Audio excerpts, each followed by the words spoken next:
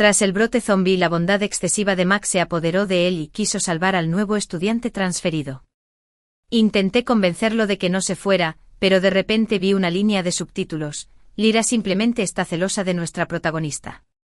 Ha estado bloqueando el encuentro entre los protagonistas masculino y femenino desde el principio, y más tarde atacará a la protagonista femenina por todas partes, intentando robarle el protagonista masculino. ¡Qué cruel!